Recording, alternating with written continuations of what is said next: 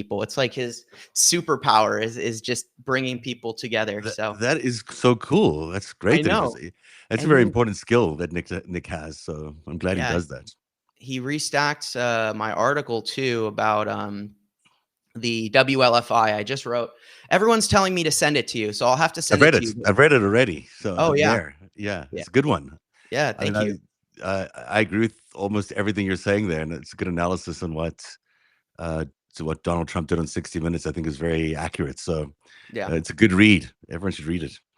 Hell yeah, man. I'll you restack it for me. That'd be huge.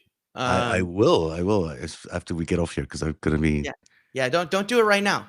Yeah, I won't. I'm We not gonna gotta stay move. focused. We gotta I'm stay focused. focused. I'm focused on you, Shane. You got All my all right. my attention. I appreciate it. I appreciate it. Well, hello everybody. Everyone's getting here right now. Welcome to an exciting episode of Firebrands United. I feel like my guest roster just keeps getting better and better these days. And I'm here with Zev Shalev. And welcome to Firebrands United, Zev. It's so great to have you. It's great to be here, Shane. I'm a fan, and I'm glad to be on for a good hour here with you. I'm looking forward to this conversation.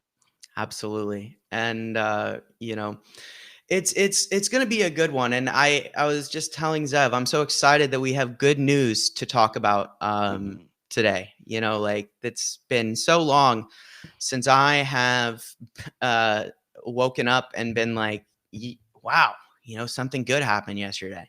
And just this morning, Zev, I was in a live stream with Nick and Melissa Corrigan, and she was down in DC, and there's a sustained presence there in DC, something I Ah, know that you've spoken about quite a bit. And I'm like looking at that too, where you have, I believe it was Michael Fanone, the oh officer. yeah, yeah, yeah. She was giving a speech in DC, and she was there live, and but Fantastic.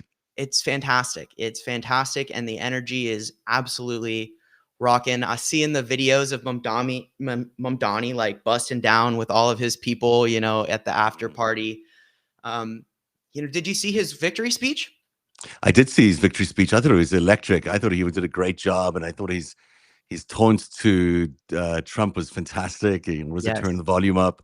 And I think he is the real deal, and you can tell he's the real deal. And in just in small ways and big ways, I think he's going to change the city in important ways. I lived in New York for a long time. It is the most expensive city you can possibly imagine living in. Maybe there's one or two others in the world that are more expensive, but it is really hard to make ends meet there and still have a normal job and still travel to your work and all these things. So he really recognizes that disparity, and boy, do we need someone like that. It's really very important that we have someone like that in the New York mayor's office.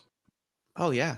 And I mean, he shows too. I think the most important thing is, I guess, Hakeem Jeffries made some post. He's like, the Democratic Party is back. And I'm like, no, no, no, no, no. Yeah. People have voted that they want democratic socialism. That like record numbers. I think that they have an opportunity here. Will they take it? I have my doubts. I'm not going to be the person who's thrilled with the Democratic Party, but I think what he's offering them is a messaging shift that they could naturally back Mamdani, and they could say, you know what, actually, we're going to shift our policy to more support this what Mamdani's selling. We're gonna shift. They could organically do it just by changing their stance on Mamdani and endorsing that. They could make the change and distinguish. Most importantly, I think distinguish themselves enough from traditional Democrats to open up that void that has been constantly there from the butting of heads. Effectively, it's a rebrand opportunity. I mean, what are your thoughts Yeah. on Look, I think Hakeem Jeffries is getting it wrong. I think he has a great potential future as a leader if he does shift his policy stance, but he won't because of his backers and because of the people who support him. Look, the original, the sin we've had in the last 40, 50 years of politics in America has been the birth and growth of identity politics, in that it's so overtaken over every aspect of our lives that we become basically racist. Basically we identify only with people's identity, and that's it, and we determine everything about you based on your identity, which of course is nonsense. What we need to be about is policies that are smart And the Democrats have such an easy win if they just work for the basic middle class and working class of America. It's like it's so obvious. It's why Biden, for all his faults, was able to win in 2020 was because he knew to speak to the working class. He knew what he was doing as well. He delivered policies that delivered to them. Now you might think many people don't like his presidency. I would thought he was an amazing president for the time, um, and just the kind of person we needed. Now, at the end, he might quibble with, but the reason he won is the same reason why Mamdani won. It's the same reason the Democrats can win if they invest in those kinds of policies. But the system is very corrupt on both sides. Yes. There are a lot of people who are pouring money into both parties that don't want to see this I don't want to call it democratic socialism. I just feel like it's representative of the people. Like that's taxation without representation is not okay. You Yeah. need to have Right. representation, and if the people are the masses are telling you one thing and you're not representing them, well, of course you're not going to get in power. Of course you're going to be booted out. Yeah. I have the election results, the numbers from NPR, and I just want to go through them with everybody here because I think also it's not like these were just small victories. Yeah, it's across the board. Across the board, Democrats won everything, and you looking at Virginia, 57.2% went for Spanberger. Almost all of the counties in Virginia flipped blue. I mean, it was a historic election. New Jersey, which was supposedly going to be very close based on polling, 56.2% of the vote for Mickey Sherrill. Okay, so not close at all. That's almost like a landslide in New Jersey for the Dems. I mean, that's really impressive that she was able to get that number. And the same thing with Spanberger, and just what happened in Virginia is fascinating because these are the people who work in the government. These are the people who are currently in the midst of a shutdown. These are people who are getting furloughed. They sent a message to Donald Trump that was very clear, and I think he got that message this morning in his remarks this morning. Yeah. And they've been kind of quiet. I haven't heard anything yet. I don't know if you saw any remarks, but I think in general afterwards, I think that I would have expected more of From Trump? outlash from Trump and MAGA, but I think they're even a little stunned themselves. He said this morning that he was going to he wanted to meet with Democrats and Republicans and senators about reopening the government. He says last night's loss was about the government being shut down, and he believed that was the reason. And partially probably was the reason, but not entirely. But nevertheless, it seems like he wants to open the government immediately, is what he said. Which maybe that's not accurate, but I think that's what I heard him say on the way in here. But I'll double check that while we're talking, so I won't give anyone wrong information. But I think that's what the president is at. I think he's really realized that the world that he's created is rejecting him, and he's got to find another path out of here. It says, Trump urges GOP senators to scrap filibuster. This is filibuster talk, but maybe he didn't. So he said, breaking, President Trump just told every Republican senator to their faces they must end the filibuster again. So maybe it was just the filibuster that he was talking about. Maybe I misunderstood him, but should we listen to what he said? Let's keep going, and then if I find while you're looking for that, Zohar Mamdani took 50% of the vote in New York. 0.03 million votes in his favor. Historic election also in New York as far as turnout. Ridiculous. 2 million. That's so many. Prop 50, they called it in the morning just based on mail-in alone. You have 5.15 million votes that were in favor of Prop 50, just short of 3 million for against. I, as a Californian, I voted for Prop 50. I'm exceptionally proud that I was able to cast my ballot for democracy. That's something that I will always be proud that I was able to participate in that vote. And things like that. So just like the numbers. It's an historic vote. I mean, the fact that they were able to do what they did with the turnout for a you know, a proposition that is kind of difficult to explain, even on the face of it. You have to like sort of explain what it is. And they've been going on this for like 2 months, and they got that turnout on something that was very, technical in some ways, but also not something that really fires you up. It means that Americans and especially Californians have got a sense of what's at stake here. They showed up for the right reasons because they know how important this is, and that must be frightening Donald Trump the most. Is this notion that Americans actually can see him for what he is. Yeah. Americans know what it's knows what know what the Americans know what's at stake, and they are going to show up in even greater numbers next year. And this was almost like a presidential turnout in California for this proposition. Oh, absolutely. And you know what I think is also interesting to piggyback off that is that what you also see is, and this is something I talked about with the opinionated ogre. We did a show like a week ago or last week, and we were talking about how if they're going to try and steal an election, it needs to be plausible. There needs to be plausibility that that is the outcome, right? What I think this does that's significant is it is no longer in any way plausible based on what we just saw for them to pull out some sort of landslide victory through manipulation. If you Yeah, know, gerrymandering is not going to help them. I think what you're going to see is other states yes, follow that's so suit, true. and it's just, Shane, this was their last gasp. I mean, they're going to try this emergency, this election emergency they're trying to rig right now. I don't think it's going to work, Mhm. and this is the reason Donald Trump looks so completely terrified this morning, is because he knows that they've run out of options. And not only that, the Supreme Court hearing today about Yes, tariffs did not go well for the president. I think almost unanimously you can say that. If his entire agenda is falling apart in front of him, and he knows that he can't win now in the midterms, and that's a real challenge.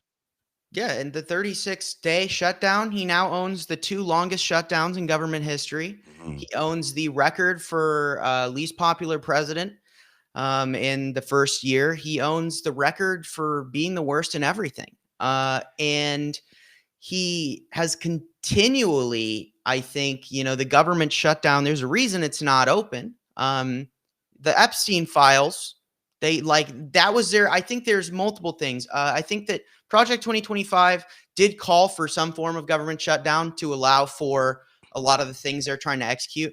But I also think that the hype around the Epstein files was really only subdued until they shut down the government and nothing could be done about it.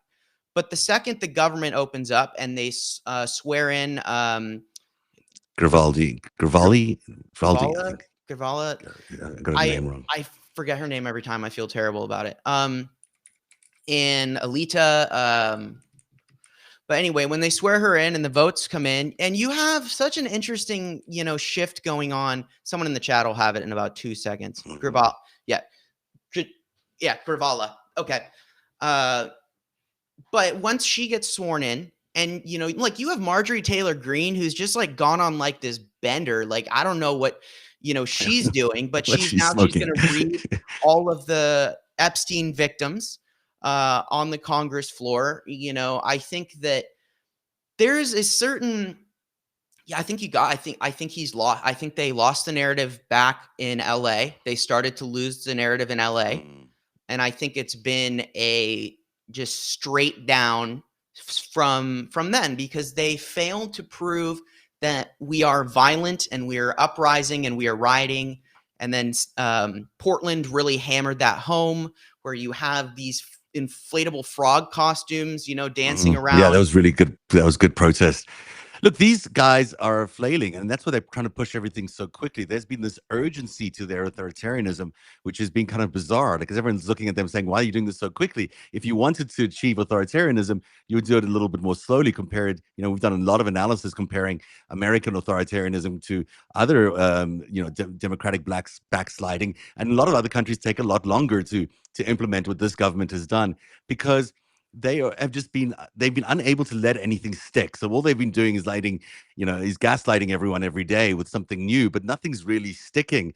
And the more they do it, the more it's apparent it's becoming that they are trying to do something, is malign, that's opposed to the interests of Americans.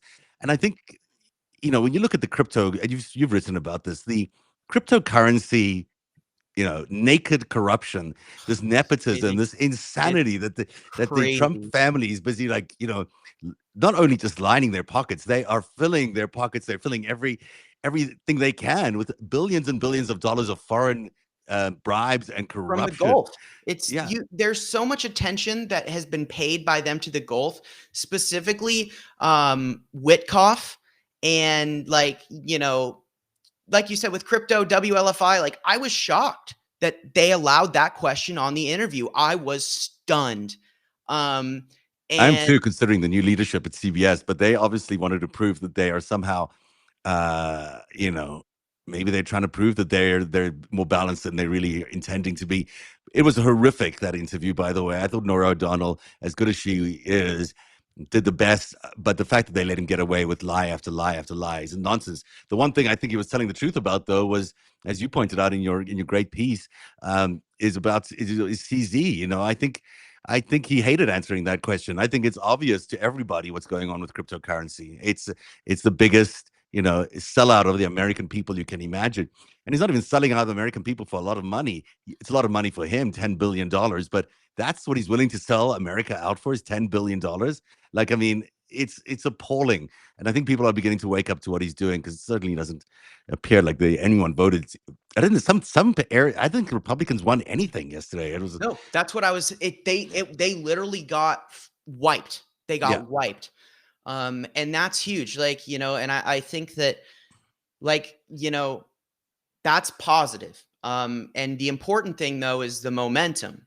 And Mhm. also, we're going to see them lash out more. That's what I think is really important to highlight here, is the reaction to this is going to be really probably quite awful, from ICE and from them. I think they're going to try and escalate again. I think it's very interesting. You mentioned the SCOTUS hearing on the tariffs. Mhm. How is SCOTUS going to rule after this? Based on the referendum they just got from America, what direction are they going to go? I It think that's seemed something to from watch. the questions that they were asking in the arguments today, it felt to me like they were almost unanimously, and maybe one or two of them were quiet, but that they were just so dumbfounded by this attempt to tariff all the countries at one time, that it made no sense. And the core argument they kept going back to was that the right to tax people is inherent in the Congress. It's not something the president can get, and yet they're saying this is a tax, and clearly it is. And the president isn't allowed to have that power. Like, he's not allowed to have, war powers. He's not allowed to do all sorts of things, um, because we have a balanced system here. So everything he's proposing in that argument is treasonous. Really, it's counter to the Constitution if we allow him to do that. And the justices know that they can't let him do that. So I think his tariff policy is going to disintegrate, and with it, his entire economic agenda, which involves basically replacing the US dollar with cryptocurrency. I think Stable that's going to coin. suffer a lot. Yeah, I mean, I did crypto crash yesterday. There was a big correction yesterday. I saw. Was there a big loss yesterday? Maybe it was the day before, but crypto's been having a wild ride, um, and I think it's related to this, to their policy and what their plans are becoming so obvious to people, that they really are trying to destroy America. Yeah. And I mean, so I don't know if you saw yesterday, I talked about I was talking about a Reuters article, and it was about the P to E for all the stocks in the market right now, and how it's like 23.1 right now. It's like it's 1.3 less than before the 2000 bubble popped, the Yeah, dot-com bubble popped. yeah, we really are Um, there. so, I think that's interesting because, you know, that's what it's price to earnings. I always like ingest all of this information, and then it's like stuck in my head. But yeah, so price to earnings, right? And you see it at this high. And if you look at the graph, like there's a graph that I pulled up, and it's like you can literally see the pattern. And you have these banks, even Jamie Dimon coming out and saying, that there's concern about this AI bubble. And we've seen a lot of pain on the front of the labor market. That's it's a very visible part for most Americans. However, the correction that would come from this bubble, I think, it's hard really even to quantify, because we haven't ever seen inflation like this. Like they're reporting, I think the number I saw this morning was, um, I have this article. So 3.8, I believe, is what the growth of the U.S. economy at the Mhm. annualized rate at the second quarter. But if you look at inflation being at like 2.9, you know, You're not really when you making any you're not progress. really, there's no progress. Look, I wrote about this the other day. There's this really, thing. This repo market is this market, basically the overnight rate that allows banks to borrow if they're short on money, and that Mhm. had a really scary report last week where they were investing their mortgage-backed securities, or putting up their mortgage-backed securities as collateral for Oh, these wow. overnight loans.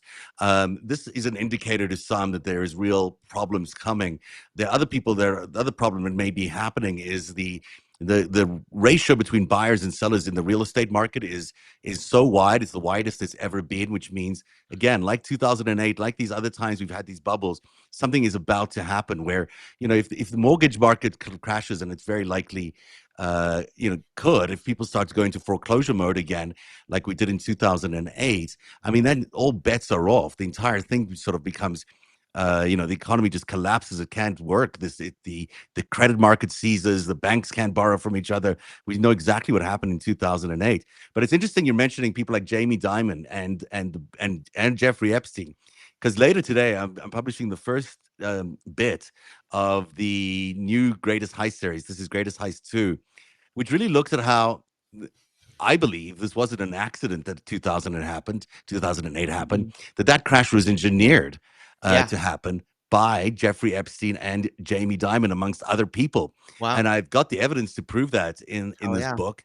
And we're seeing the same thing happen again right now. We're seeing an attempt, at least, to crash the market, to over leverage everything, to bring it down in order to destroy the US dollar, and to see ultimately um, the rise of cryptocurrency, which is why, crypto is like this big paycheck for Donald Trump at the end of his mission, if he achieves it.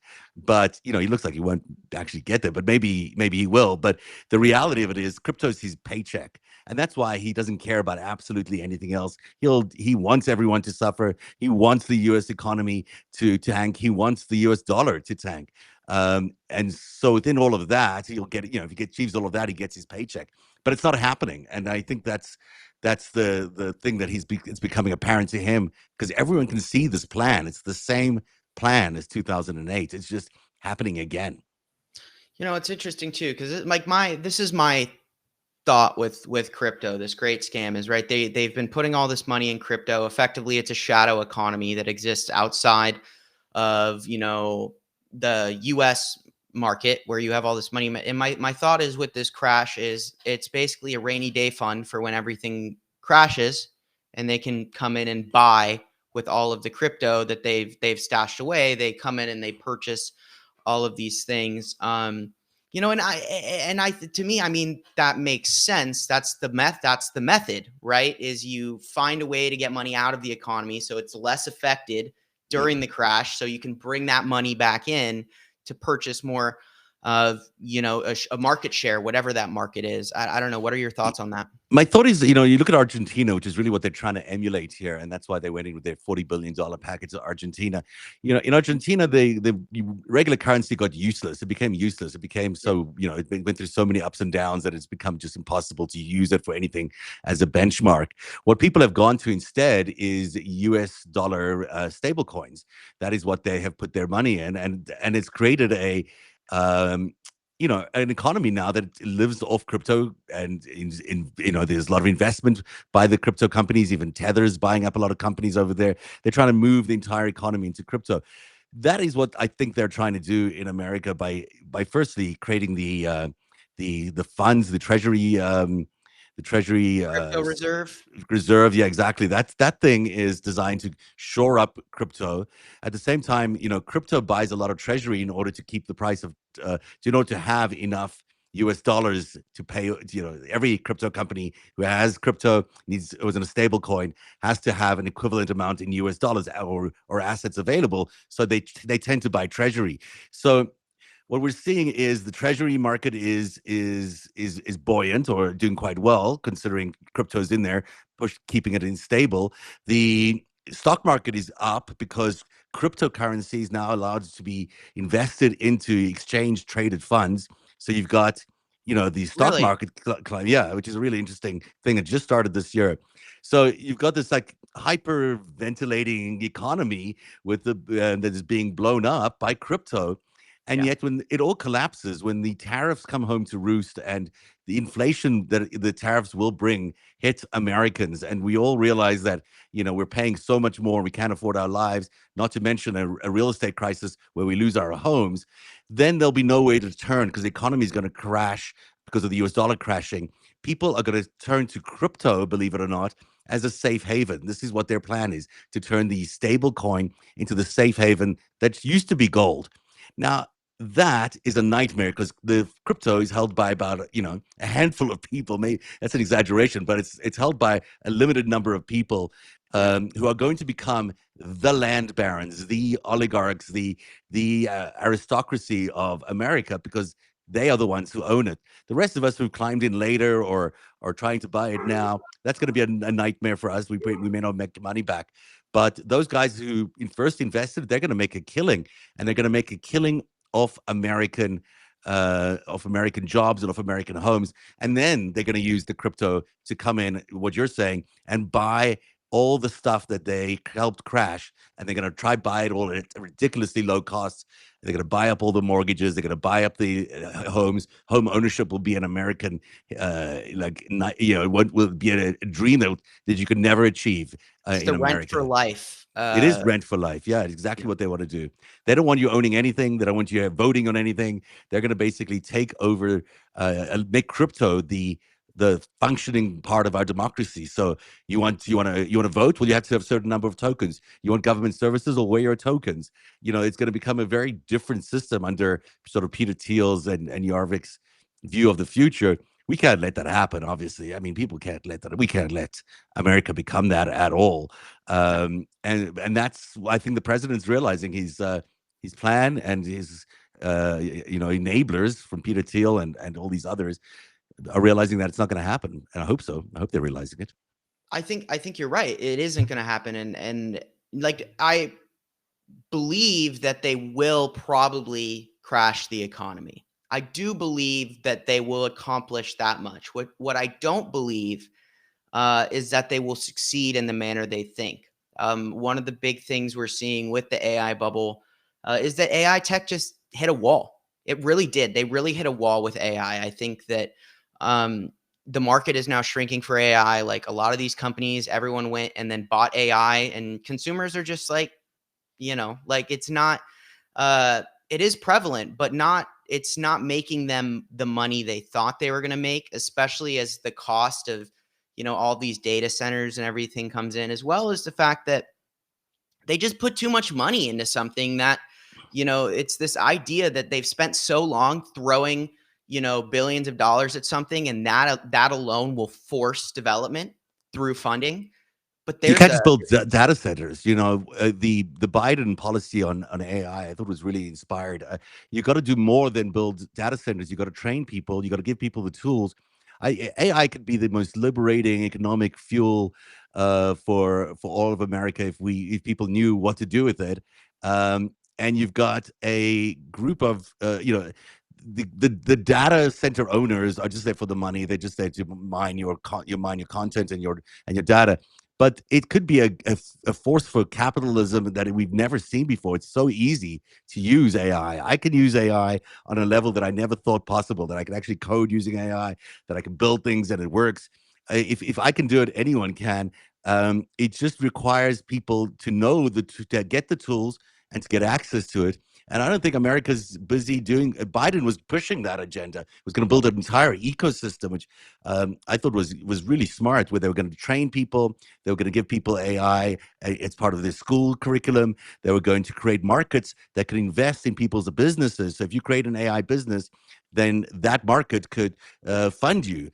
There was, and so they were going to build these ecosystems that allowed for AI businesses to grow. And if we can do that, we will have a miracle economy, because America's instincts to be open and free and more open source is what differentiates what our AI industry can do from what the Chinese AI industry can do, because they're so dictatorial and so top down in the way they're thinking. We can change all of that if we invested in AI literacy and gave people the tools to build their businesses.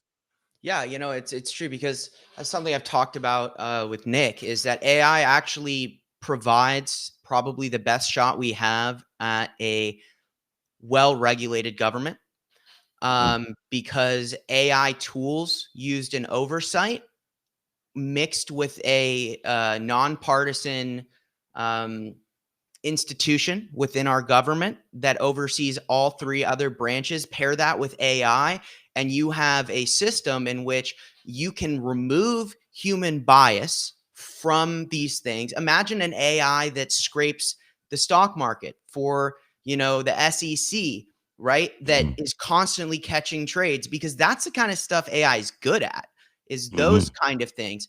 As a tool, as a person who researches, AI is an indispensable tool for accumulating information Mm-hmm. really quickly. Now, you have to vet that information. You need to check that information, Mm-hmm. but it is a great tool to get access to large amounts of information quickly. And it can do the same thing in a regulatory capacity, because I'm a long champion. I've always said this, as long as I've been on the internet, is that if you want to properly govern people, you need to predict our own failures as people and understand that we will be corrupt if we're allowed to be corrupt. AI presents the opportunity to put a non-human limitation on human action.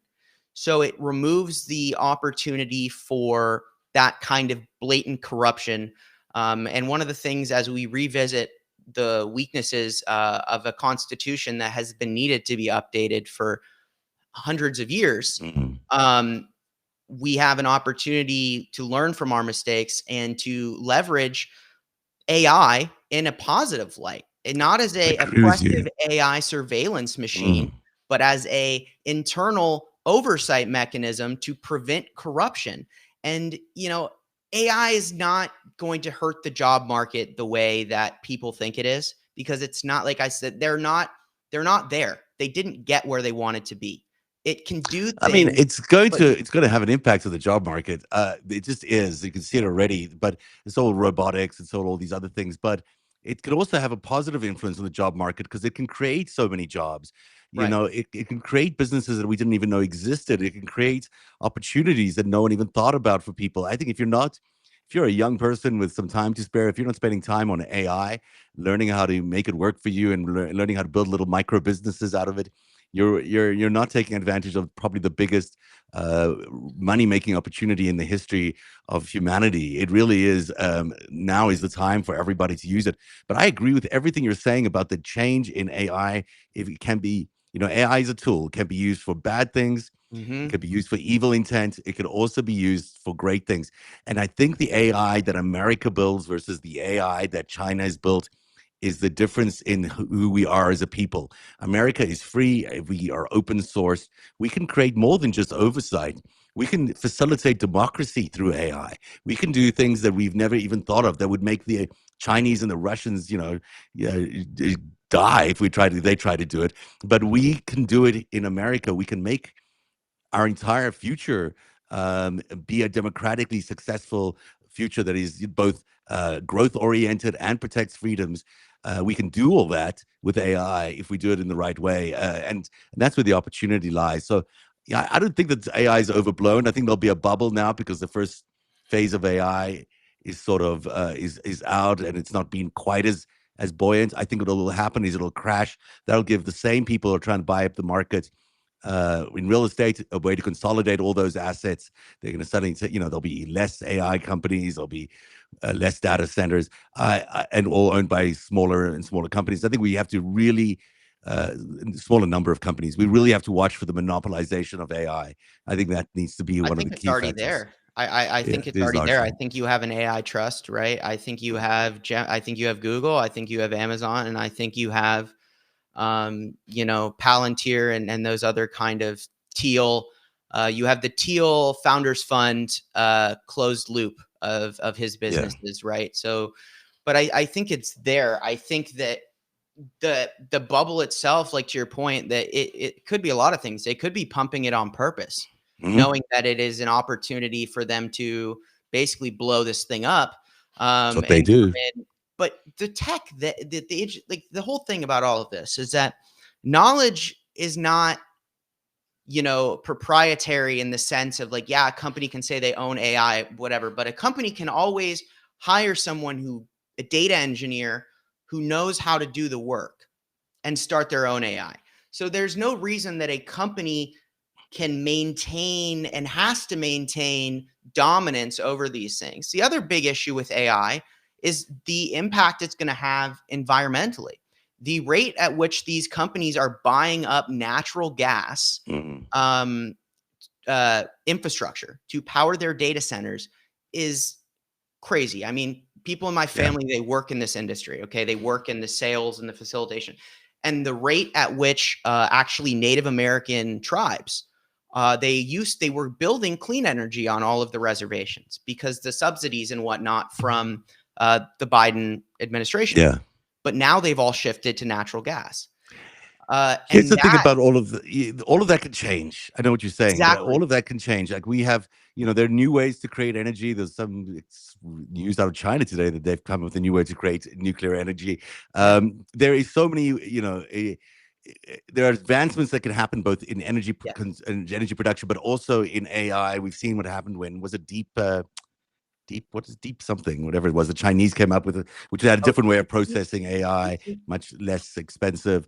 Though all of this will evolve, I don't think those are nightmare scenarios that are, that we are that we'll just head into and reach a sort of apocalypse around. I think we can solve those problems. Those are solvable problems, and maybe AI can help us solve them. I hope so, because it would be a real shame if this incredible technology also landed up costing us the environment. I mean, that would be a disaster, obviously. Yeah, and I think that that's one of the important things that I think we have to talk about with urgency because I believe that humanity, we perform best with our back to the wall. So I Yeah, do think that we are capable of solving this crisis. But like to your point, solar is actually the cheapest form of energy production now. It's gotten so efficient because it was the first form of clean energy. It's actually very cost effective. But of course, the reason they're doing all this natural gas is because Trump and the oligarchy, they have backers, specifically with big oil, and they want natural gas in these things because it makes them money. So they'd rather do X, Y, and Z. But it is important to note that like we are playing with the window because there are a lot of things the scientists are very clear, specifically regarding the AMOC, which is the Atlantic Meridional Overturning Current. It's what moves heat around our planet. yeah. It's in a bad spot because of this natural gas, and there's all Oh, kinds of cascade effects. One of them being the polar ice melt. Well, ice is very good at grabbing and capturing um, greenhouse gases. mm, So what you have is a cascade event where the more the global temperature increases, the more ice melt, you actually release all of the greenhouse gases from the Industrial Revolution, which was mm. A so lot. so that's a lot. Yeah, So yeah, it's like we gotta do your point. The tech AI doesn't care how the power is made, and we have so many people that want to build out that industry that will make so many jobs and give so much opportunity and rebuild the economy. It is infrastructure and energy is the tool to revamp America, to provide opportunity for jobs, to do these things. Going clean and sustainable provides an opportunity for an economy with specialty workers that we haven't seen in 100 100 years. Yeah. Oh yeah, I totally agree. Look, I also am a fan of nuclear. I know a lot of people aren't a fan of Yes, nuclear, but I think done well, why not? absolutely. It's got a huge potential. It's very effective, and whatever they come up next in nuclear is going to be even more effective. So I just think that there's and the energy problems can be solved. One of the biggest things that America can do to solve its energy problems is drop the tariffs on Canada. I mean, Canada is a huge energy provider of, everyone's complaining about their power bills being so high right now in the United States. Well, you drop the tariffs. I mean, that's one of the reasons these things are so high is they have, reciprocal tariffs. Yeah. Yep. And the tariffs are, that's it's self-inflicted pain. I think a lot of the tariffs too are just Trump. Like, I think there's a certain degree of it where it's like he goes back and forth. Like, I don't think he talks to people always before he says something. Like when he says I'm going to put 100% tariff on China, I think it's very possible that he was just like, "Oh, China said some shit. Boom, 100% tariffs," right? Like, but there's also the flip side of like there is a large amount of intent, and it's hard to discern because of how crazy he is, how much direction is how much of this is coming out of him just being in a cognitive decline and not knowing, Do you see that you put a and then how new, much influence. yeah, sorry, I didn't mean to cut you off.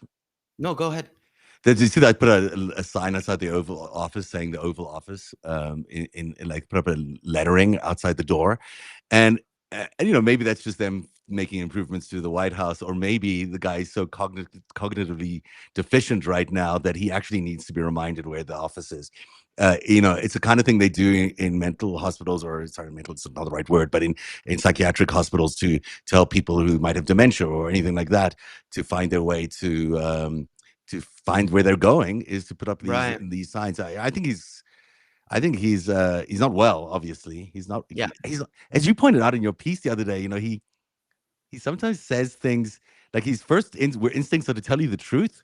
In that 60-minute interview, was so right about that. He did land up saying the truth about CZ, and I think that's true. I think the first thing he says is kind of truthful, and then he tries to back it up or cover it up or dance around it, and that's a sign of dementia too, I think.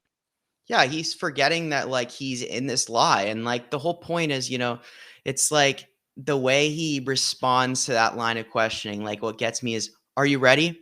I don't know who he is. It's What was that? like What was what? the weirdness? Why are you saying, "Are you ready"?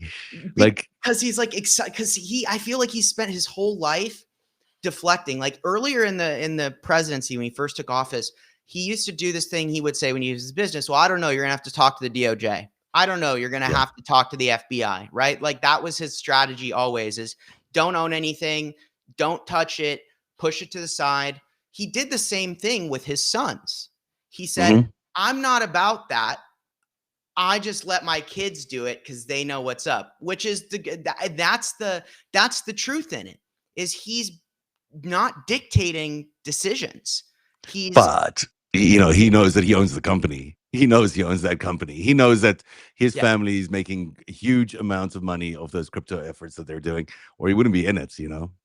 exactly. And he's on the board. Like there's no they put his name on there, like it's a co-founder emeritus, sure, but like the pardons come, from him, the business, it all comes from him. And it's like, What- it's very interesting to see. And I think specifically in regards to that, how they've just kind of left it open. Like they didn't hide it, which is crazy to me because I feel like there's prosecutorial options when you have such blatant paper trail trackable corruption right in front of you. I was really impressed with your article when you pointed out the obvious. They've got Witkoff's son and Eric and Donald in, was it Dubai or UAE earlier Yeah. this year, in that 2049 conference or whatever it was called, hanging out with CZ, and then now he's got pardoned. I mean, you don't have to look very far to find the corruption. It's sort of right there in front of your eyes. And just because the president says that his kids are arm's length, well, why is he promoting his kids' books today? And why is he always talking about his cryptocurrency? Like, why is he so pro crypto if this is just a business that he has no interest in? It's obviously related to his policy, because he wants to make America this crypto paradise, whatever he's trying to build here. That is not make it feel like he's not involved. It makes it feel like he's very involved. Yeah.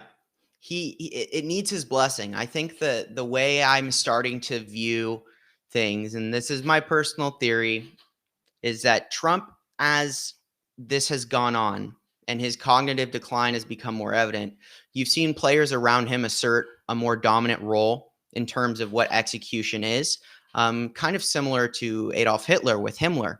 As Hitler declined in terms of his, I believe he had some form of some cognitive regression with the meth and everything else. But Himmler took more and more control, and his ultimate goal was to supplant Hitler. And so you see, I think, a similar situation when you have a figure who's in power, who is a cult of personality. The people themselves couldn't maintain that role. But as they decline, for example, I think Stephen Miller in his position dictates a tremendous amount of what's actually happening, specifically with ICE in Venezuela as well, because he is the mouthpiece of presidential policy. And you hear him, even in that particular bit of the interview, he's regurgitating talking points. I was told that it was a Biden witch hunt. I was told this. I was told that it was the right thing to do and that he was innocent. So what he's confirming there for us is that he does what he's told. He trusts implicitly, and all he needs to hear to get the green light is it'll make you money. It'll make us $500 million, Dad. This is why you should pardon him. Don't worry about it. We got it. Stephen Miller is like, oh, well, this is what's happening in Venezuela. We need to move the USS Gerald R. Ford away from Europe, where it's the only carrier group in Europe. As tensions are escalating with Russia and NATO, we're going to move our most advanced carrier group to the Caribbean, where there's no active threat. These are the kind of things where I think that it's showing that people in these positions are assuming more and more control and more power, which is contributing to the lack of cohesive messaging and just overall success, is because you have different parties within an autocracy ultimately struggling for power. And you see this with the Teal clan and all of them. They have their own goals. And it's I don't know, what are your thoughts on those ideas? Look, I think that that he does have an enormous amount of power. I don't think I think Trump likes to be told what to do, and I think he likes to go out there and just do the show. He's a showman more than he is anything else. But who the hell is Stephen Miller, and why is he the most powerful person in America?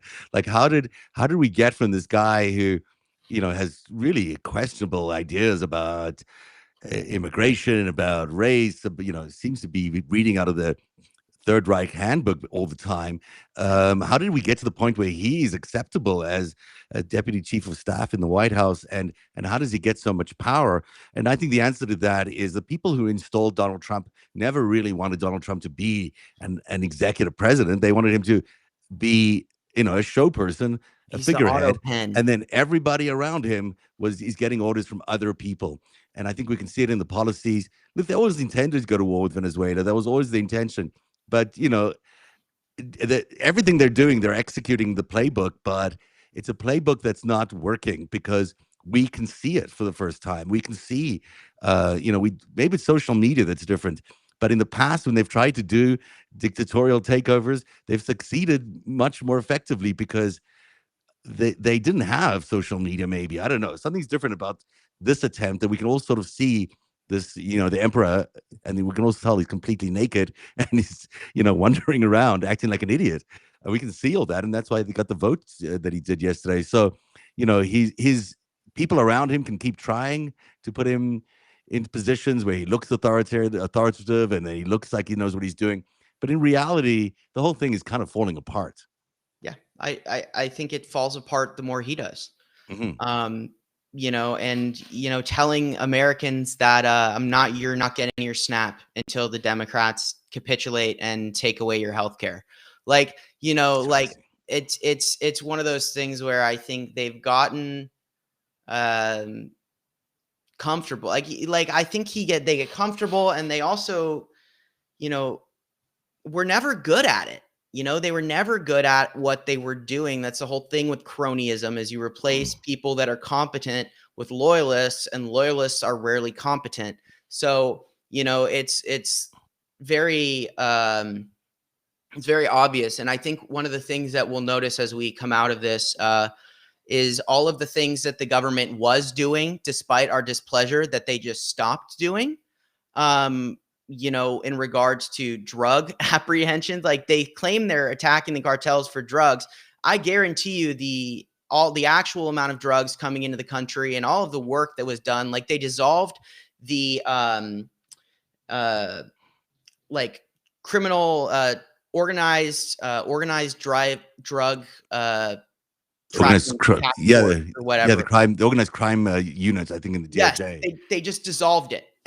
But you're claiming you want to take down the cartels, but you're dissolving the experts who do that like for a living. Like these guys are and you're taking all these people off important tasks and sending them out to, grab innocent American citizens or people of brown color. I mean, that's their entire philosophy has been to take people out of their active investigations, which of course they don't want because they don't want people investigating them. I mean, the problem why they moved so many FBI agents off the job is there's so much criminality coming out of this administration and related people that they needed to send them out to do the ICE immigration stuff, because this administration is so corrupt, it's so nakedly corrupt that you can see it's going to take FBI investigators decades to get through it all. There's so much to be investigated from what is happening right now, and so this is just self-preservation on their part. Obviously, they're not after the drugs. In those, the Portuguese, by the way, did actually apprehend a submarine that was filled with narcotics. And they were able to actually do that without blowing the thing up and not killing everyone on board. I'm not even sure there were people on board. It might have been remote controlled. This thing did come out of Venezuela, but it's also true that most of the drugs that come to Europe are coming from Venezuela. The drugs that come to America are coming from somewhere else. And so they might be going after narco countries or whatever, but they're going after the wrong ones, not the ones bringing in the drugs into America. Yeah, and I mean, like, I read an article by, one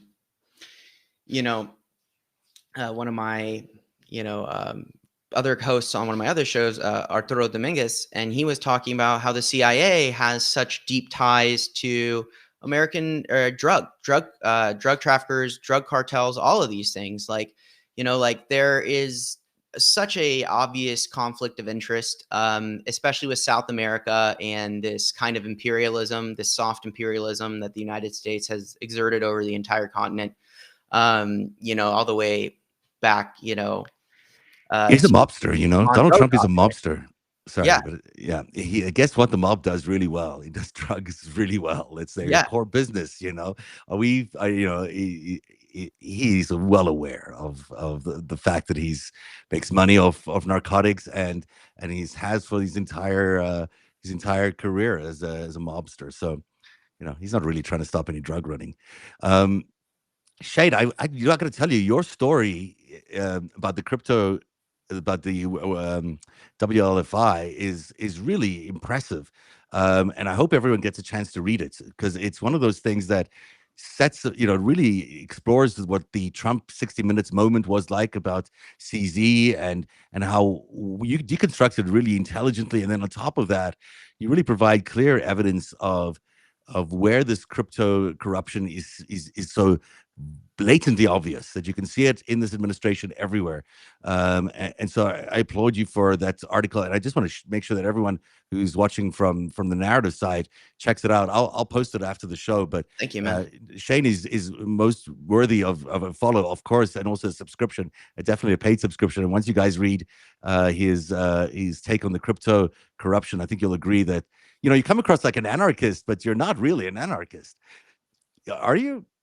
No, like I don't like it's funny because it's like, but I feel like you're painted like it's like I even have this like doubt. I've had it my whole life. Like, am I like society wants to paint me as an anarchist? I just want transparency and truth. Like, if something is corrupt, blatantly corrupt, but it's anti-capitalist, then you're an anarchist. Like, but that's not true. Like, and there's another article, if you guys get a chance to read it, well, that I wrote about Palantir. and AI consolidation within the Pentagon, because Doge just started working on expediting drone acquisition. And I lay out exactly how Peter Thiel has created a funnel I for saw that. That was a good piece. all of that, right? Like Mm. it's you sound like the idea when you write about these things, they're so absurd. It sounds so conspiratorial and well planned out. It's like, oh, like this guy must be like here trying to tear down the system. And it's like, to be honest, the way I get to these truths is just by asking who benefits, who Mm. benefits, and then you ask the next question. And they don't believe that we as Americans are going to follow up on that second question, and that's where we need to prove them wrong. Is that we're going to look past the first answer, because there's no way you could argue that the company WLFI was taken over from the original two owners, and now all 7 additional co-founders are either a Trump or a Witkoff. Yeah, I mean Like, it's pretty obvious. You don't have to look very far to figure it out. no. But you've done a great job putting it together, and that drone story is also really important for everyone to know. This is Palantir basically taking over the future of our war making ability or defense abilities. Is drones are the future, and Palantir's and Doge are basically taking over the independent military that we're supposed to have. Um, I'm glad you're not an anarchist because you make so much sense, and I think it's so important that we have um, people like you out there. It's very impressive. Your knowledge is so good, and your range of topics is so vast, and yet you're able to get at the real truth for so many of these important articles. And I'm glad you're doing what you're doing, and I hope you keep doing it because America needs voices like yours. America needs thinkers like you who are thinking from the outside looking in about how they can change the corruption that exists. There's a big corruption problem in America. There's Yeah. no doubt about it. It exists on both sides of the aisle. It's horrible what's going on. We should not have whatever $38 trillion in debt right now. This is a travesty, and it's happened because of corruption.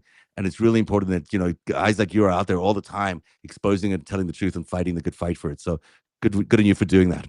Thanks, Dev. I mean, that means a lot, man. It's like I get better every time. Every article I write, I'm getting better, and it's like we learn as we study these guys, because it's a case study. You're studying. It's almost like a criminal profiler, right? You're studying the oligarch. You're studying the billionaire. How do they think? How do they do it? Where are they arrogant? Where do they take extra time to cover their tracks? Once you learn what they're doing, the crazy thing about AI and open source information is you can ask a question, say, go find me every connection, every meeting Mm. between X, Y, and Z, and within 30 minutes I can find a post with CZ and the Witkoffs, Mhm. like right Absolutely. there. It's on the internet. Like they Yeah. share it, they broadcast it. It's there, and you could document these things, and they're verifiable. And that's the thing, is there's such a wealth of information available to the public that a 25-year-old dude in a dark room can find the answers that we're all seeking if we ask the right questions, because they are egotistical and they think Mhm. that they are above oversight. They think that they are rich and powerful and they can get away with it. But at the end of the day, I mean, there's so much criminal corruption that under the law, all it takes is a couple, a good 2 years of strong legislation and a functional Congress to redraw the outline for an America that works. A Yeah. couple solid amendments to our Constitution is specifically data privacy and our rights as people, what we Mhm. are entitled to in terms of protection.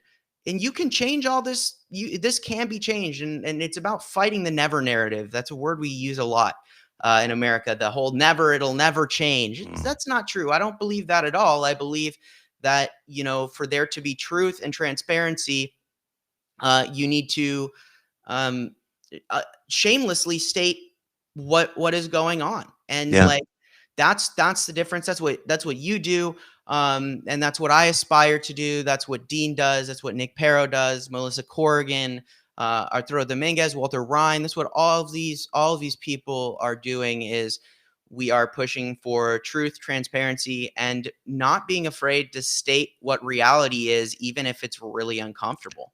That's really well said, Shane. I think that you're absolutely right. What we need is a understood common truth that we understand what really happened. We can't live on these fake narratives that people have churned out for us.